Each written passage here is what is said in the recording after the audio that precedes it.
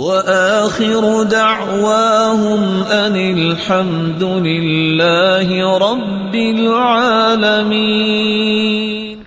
میں تمہیں جنتی عورت نہ دکھاؤں؟ عطا ابن ابی رباح کہتے ہیں میرے استاد عبداللہ بن عباس نے کہا، میں نے کہا دکھائیں۔ کہا یہ جو عورت آ رہی ہے نا یہ جنتی ہے۔ کہا وہ کیسے؟ کہا سید المرسلین کے پاس یہ عورت آئی تھی اور اس نے آ کے ایک بات پیش کی تھی۔ بات کیا تھی؟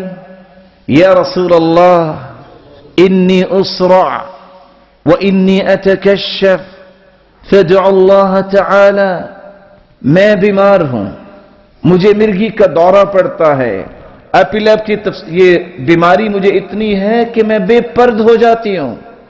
آپ نے اس کے سامنے دو آپشن رکھے، سنو، ان شئت صبرتی وَلَكِ الْجَنَّةِ، چاہو تو بیماری پہ صبر کر لو، ضمانت میں دیتا ہوں کہ تم جنتی ہو۔ وَإِن شِئْتِ دَعَوْتُ اللَّهَ تَعَالَى فَيُعَافِيكِ، چاہتی ہو تو میں دعا کر دیتا ہوں، اللہ تجھے صحت دے دیں گے۔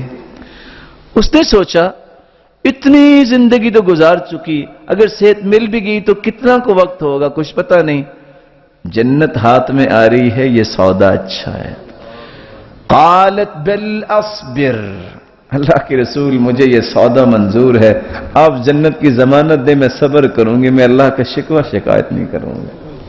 آپ صلی اللہ علیہ وسلم کے پاس یہ صحابیہ کی بات ہو گئی، اپنے سودا طے کرنے کے بعد چل پڑی۔ کیا لے کے جا رہی ہے؟ جنت کی خوشخبری اور ضمانت۔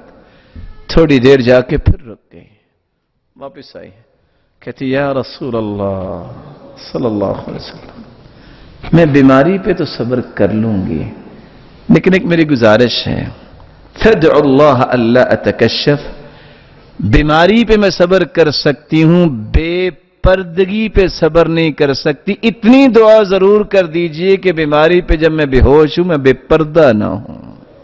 جنتی عورت ہے، جنت کی ضمانت مل چکی ہے، پھر بھی حیا کتنی ہے۔